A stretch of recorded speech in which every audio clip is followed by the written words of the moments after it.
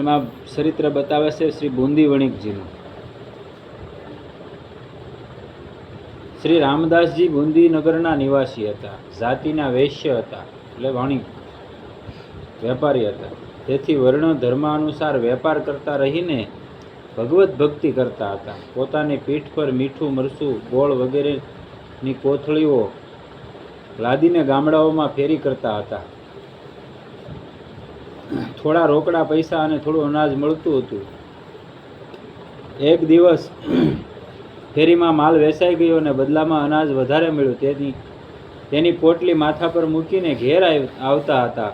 વજન વધારે હતું, તેથી તેના વજનથી વ્યથિત હતા, છતાં તે ઉપાડી રહ્યા હતા. એક ખેડૂતના રૂપમાં ભગવાન આવ્યા અને બોલ્યા, ભગતજી, તમારું કષ્ટ મારાથી જોઈ શકાતું નથી. મને ભાર ઉપાડવાનો ખૂબ અભ્યાસ છે. મારે પણ બુંદી જવું છે. તમારી પોટલી હું પહોંચાડી દઈશ. બુંદી ગામ છે, ત્યાંના શેઠ હતા અને ફેરી કરતા હતા. ભગવાન સ્વયં આવ્યા કે લાવો તમારી પોટલી હું પહોંચાડી દઉં. કેમ કે ધર્મનિષ્ઠ હોય કોઈ માણસ, ગરીબી ભલે હોય પણ એનામાં નિષ્ઠા હોય, પ્રમાણિકતા હોય, અને ધર્મને લઈને કોઈ પણ માણસ હાલતો હોય અને ભક્તિ પરિપક્વ થાય એનું લક્ષણ એ જ હોય કે તમને તાગી લે.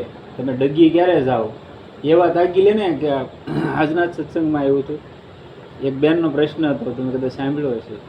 એ કે હું ભજન કરું તો કાંઈ અનુકૂળતા નથી આવતી, પ્રતિકૂળતા નથી આવતી.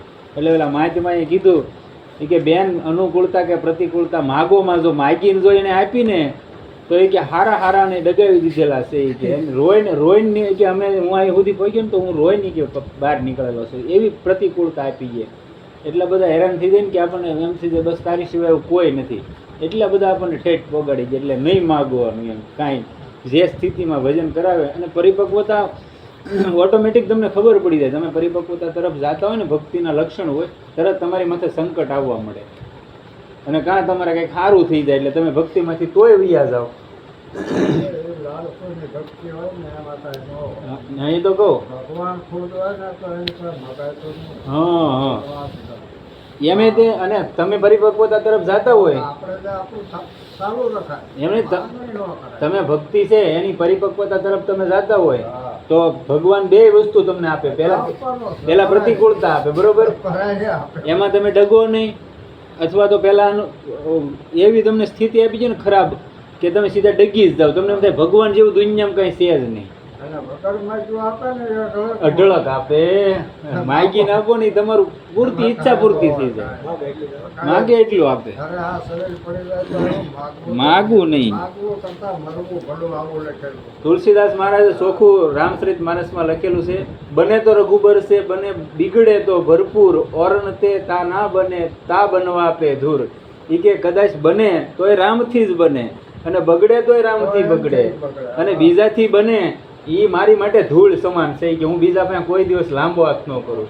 આ જેની દ્રઢ નિષ્ઠા થઈ જાય ને એની માટે બધું થઈ જાય. એટલે ભગવાને અહીંયા કીધું છે કે મને ભાર ઉપાડવાનો, એક ખેડૂતનું રૂપ લઈને આવ્યા ભગવાન અને કહે છે કે મને ભાર ઉપાડવાનો ફૂલ અભ્યાસ છે અને હું બુંદી જાઉં છું. લાવો એ કે હું તમારી પોટલી પોગાડી દઈ. કેમ કે બધું જે વસ્તુ હતી એની આગળ વેચાઈ ગયું, અનાજ હામતું થઈ ગયું હતું, વજન વધી ગયું હતું.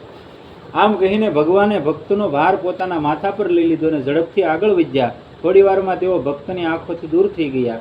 ત્યારે ભગત વિચારવા લાગ્યા કે હું આમને ઓળખતો નથી અને તે મારું ઘર જાણતો નહીં હોય. સારું, જવા જો, રામ કરે તે ખરું. જેને આ ભરોસો હોય, નહીતર એને મહેનત નું હતું એ ધન સમજી લ્યો. આપણે એને ઓળખતા ન હોય તો આપણે કોઈ આપણને એક સામાન્ય ઠેલી ન આપીએ. આપણે ક્યાં લ્યો મારે ઘર સુધી લે જ જાય. આનો એટલો દ્રઢ ભરોસો કે ભગવાન કરે એ બધું રેડી કરે. એટલે એને આપી દીધું. પછી એને વિચાર આવ્યો કે હું તને ઓળખતો નથી પણ કે ભગવાન કરે ખરું, જે કરે તે. ભગવાન રામ કરે તે ખરું. રામ કીર્તન કરતા કરતા ચાલ્યા. મનમાં થયું કે આજે હું થાક્યો છું. ઘેર જતા જ જો ગરમ પાણી મળી જાય તો તુરંત સ્નાન કરીને અને આજે કઢી ફુલકાનો ભોગ લાગે તો સારું. ભગવાનને કઢીનો અને ફુલકા એટલે રોટલી નાની નાની, એનો ભગવાનને ભોગ લગાડી દે. મતલબ જેના ઘરમાં જેવું શાસ્ત્રોમાં એવું ભક્તિ મેન, ભક્તિ પ્રધાન વસ્તુ છે. આપણે એમ કે ભક્તિ મેન પ્રધાન બતાવીએ કળીકાળમાં, એનું મેન કારણ આ જ્ઞાન સરસામાં ઊંચી શ્રેષ્ઠ છે. પણ જેની બુદ્ધિ સૂક્ષ્મ છે, જે રેણી કેણીના નર પૂરા છે, એની માટે જ્ઞાન સરસા શ્રેષ્ઠ છે, બરોબર. પણ હવે જેની આગળ કાંઈ નથી, ગૃહસ્થમાં રહેવાનું છે અને સ્વયં પોતાને બ્રહ્મ છે એવું સ્થાપિત જ નથી કરી શકવાનું, બરાબર, એની માટે ભક્તિ પ્રધાન છે.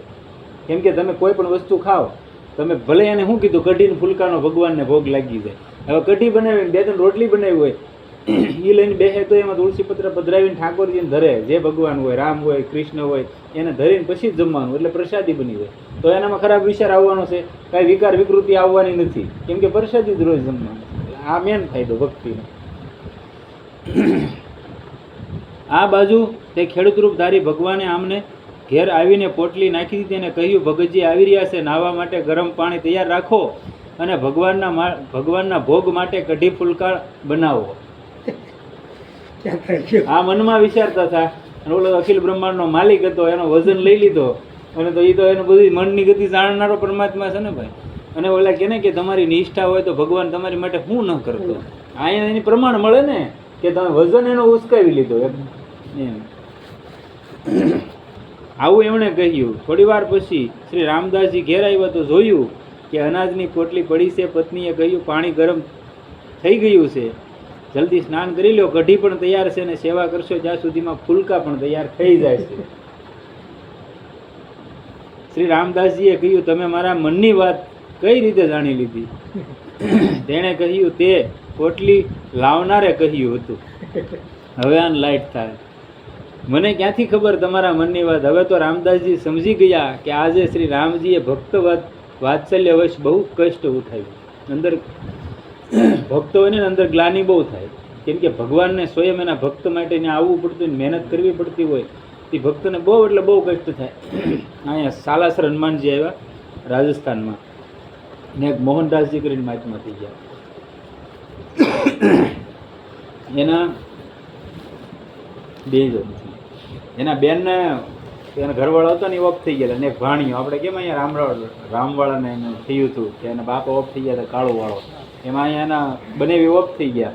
અને પછી આને બેનનું ઘર અકારવા માટે બાળક નાનું હતું, એટલે એને ખેતી હતી તો ત્યાં વહી આવ્યા આ મોહનદાસજી. પછી ત્યાં આવીને બસ એ ખેતી કરતા ને એક એનું સતત ચિંતન કીર્તન, એનું કીર્તન મેં આ ઘણા મહાત્માઓએ કીધેલું છે, અને હું અત્યારે વાત કરી દઉં. સીતારામ હનુમાન કીર્તન છે એમ ઘણા મહાત્માઓએ કીધેલું છે, જે ભારતના શ્રેષ્ઠ સિદ્ધ મહાત્મા છે એને એમ કીધેલું કે કોઈ પણ તમારું કામ હોય, ગમે એવું કામ હોય, એ કામ તમે 24 કલાક કોઈ આ નામ કીર્તન કરી લે, સવારે 24મી કલાકે કામ ફગાવી નાખે ભગવાન. આવું નામ કીર્તનનો પાવર છે.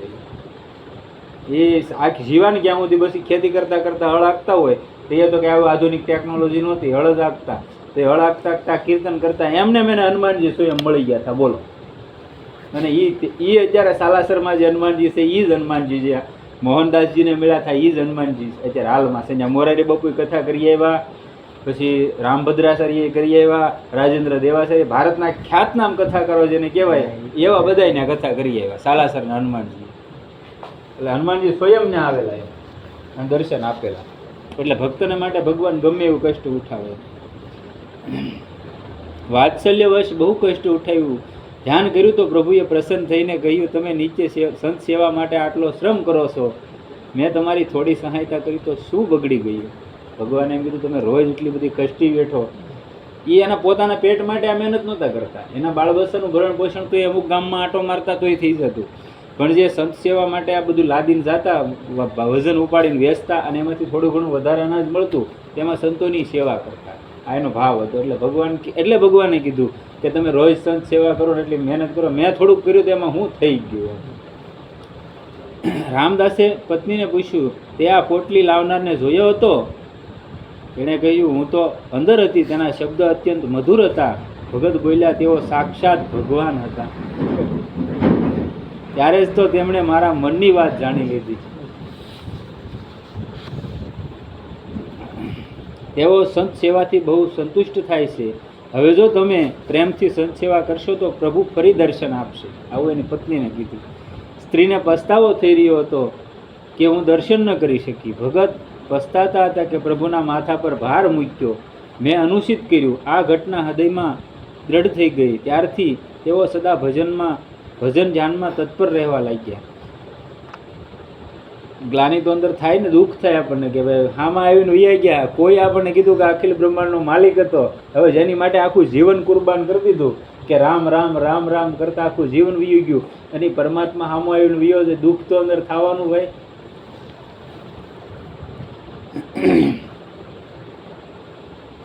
શ્રી રામદાસજી સંતોની સેવા સંતોની રુચિ અનુસાર કરતા હતા. એક દિવસ તેમને ઘેર મોટી સંખ્યામાં સંત પધાર્યા.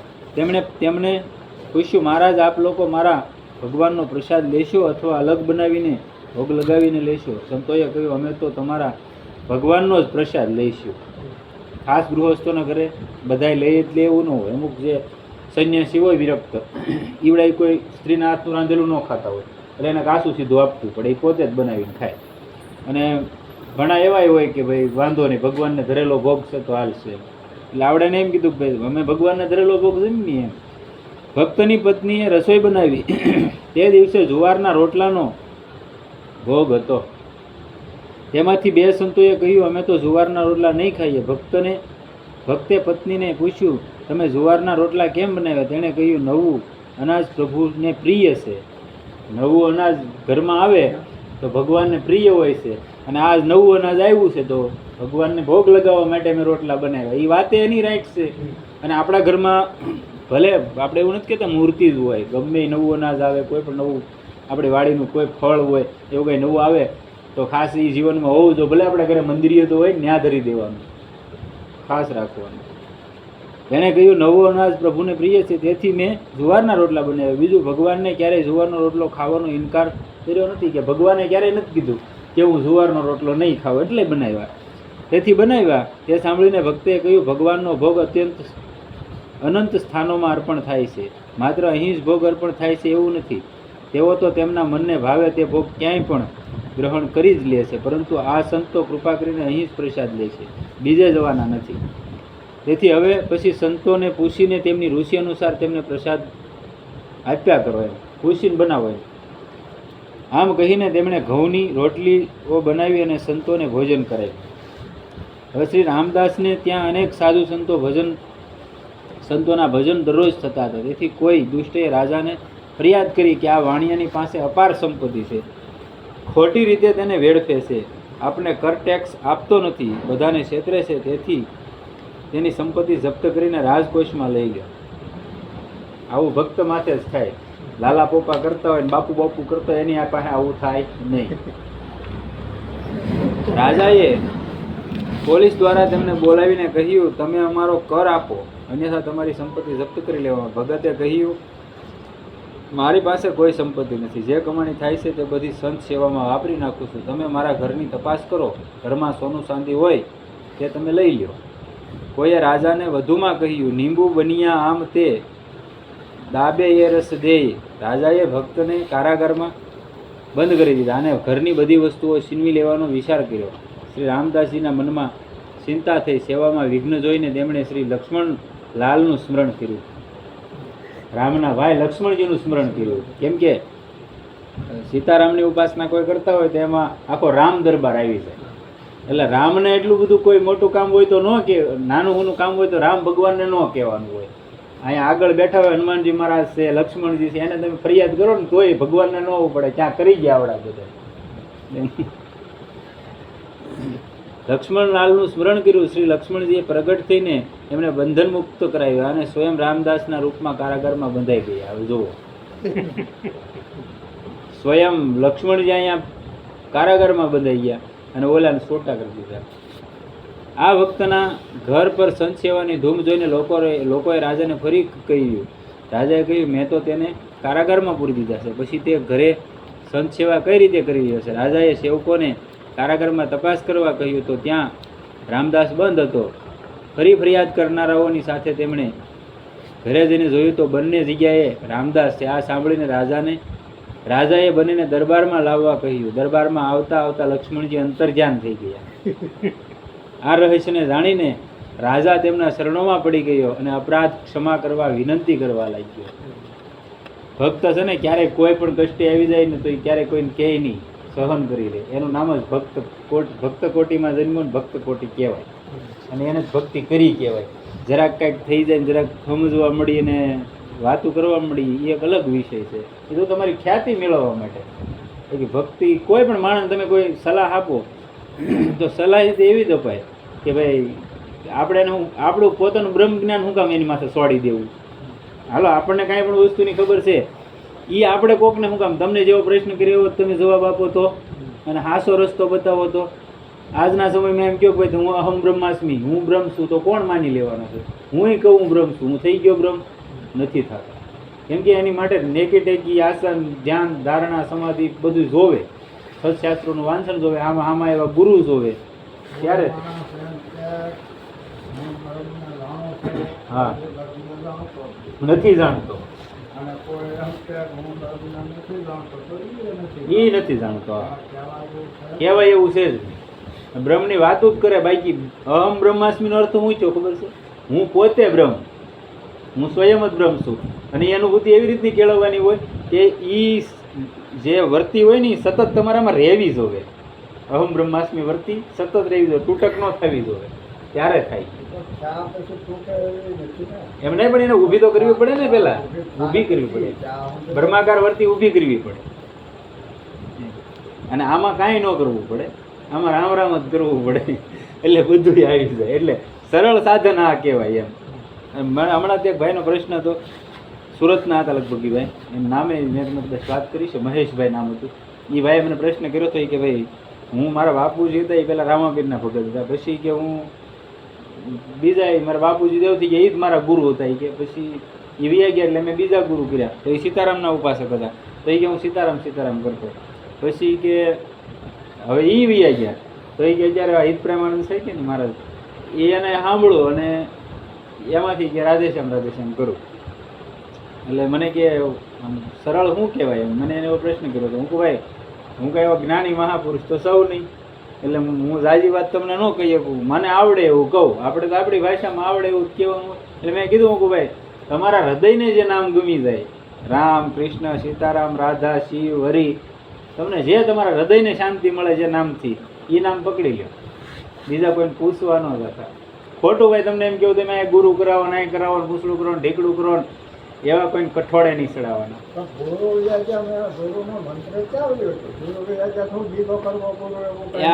આજના સમયમાં એવું, તમારી વાત હું સમજુ, મને તો ખબર છે. અખંડ મંડલાકારમ વ્યાપ્તમેન સરાસરમ તત્પદમ દર્શિતમ તે તત્વદર્શિ, એવડે શ્લોક છે બરોબર. એ શ્લોક પ્રમાણિત આપે છે કે ગુરુ આ જગતની અંદર વ્યાપ્ત છે બરોબર. તો ગુરુ કંઈ ગોતવા જવાના ન હોય. પણ હવે જે માણસને નથી જ ખબર, પછી બીજા મતલબમાં કે જે માણસો એમ જ માને કે મારે સાકારમાં કોઈ ગુરુ જોવે, તો અહીંયા મંત્ર દીક્ષા લેવી પડે એવું ન હોય, ત્યાં લેવાની ન હોય, પણ એને ગુરુ માનીને માણસ ભજન કરતો હોય, એટલે એના પ્રશ્નોનું નિરાકરણ ન્યાયને મળતું હોય એમ. એવી રીતે. એટલે મારો કહેવાનો મતલબ એ હતો કે કોઈ પણને રસ્તો બતાવો તો આપણને જાણતા હોય એટલો જ બતાવવાનો, એનાથી વિશેષ નહીં બતાવવાનો. હાલો કોઈ બ્રહ્મ જ્ઞાન નહીં કરવા મળ્યું તો આપણે તો ઉપનિષદે વાંચેલા છે ને, બોલું વેદાંત દર્શને વાંચેલું છે, નારદ ભક્તિ સૂત્ર, ઘણા બધા ગ્રંથો વાંચી નાખ્યા. હવે એમાંથી બધામાંથી સાર તત્વ કહીએ તો બ્રહ્મબોધની એ વાતો આપણે કરી દઈ છીએ, પણ એ કરીને ફાયદો હું આમાં મને સમજવાનો જ નથી એવું છે. એટલે કહેવાય કે ભાઈ સીતારામ સીતારામ, રામ રામ કે રાધે શ્યામ કે રાધા કૃષ્ણ કે રાધે રાધે કરો, તમારું કલ્યાણ થઈ જાય. હા એમ એ તો વાત છે. આ તો અત્યારે તો એવું બહુ હાલી ગયું કે માણસને પોતાને ખબર ન હોય અને મોટી વાત કરતો હોય એમ તમને એમ સીધા આ સ્વયં પોતે પરમાત્માનો અવતાર થઈને આવ્યો એમ લાગે આપણને, એવી રીતના વાતું કરો. આપણે તો ખબર છે, આપણે તો વાંચેલું છે એટલે આપણને ખબર છે વેદાંત દર્શનમાં એમાં શું આવે કે બ્રહ્મ શું છે. તો આ વડે બ્રહ્મના આપણને સ્પષ્ટીકરણ કરતા હોય, બ્રહ્મ આને કહેવાય ને ભાઈ રહેવાય ગયો. એ વિષય ઊંચો છે. ગીતાને વાંચી તો આપણને ખબર હોય ને કે બ્રહ્મ શું છે, ઉપનિષદ છે 11 શંકરાચાર્ય ભાઈ ઉપનિષદ એમાં બધામાં બ્રહ્મનું જ નિરૂપણ હોય, બીજા જણાવી ન હોય કે તો ક્યાં વાતું નહીં. એ જેને બ્રહ્માનુભૂતિ થઈ ગઈ એ બોલી જ નહીં એકવાર. તો પછી આ રહસ્ય જાણીને રાજા તેમના શરણોમાં પડી ગયો અને અપરાધ ક્ષમા કરવાની વિનંતી કરવા લાગ્યો. આજીવન સંત સેવાનું વ્રત નિભાવ્યું અને તેનાથી પ્રેરણા લઈને રાજા પ્રજા બધાએ સંત ભગવાનની સેવાનું વ્રત લીધું. આવા હતા શ્રી રામદાસજી વણિક.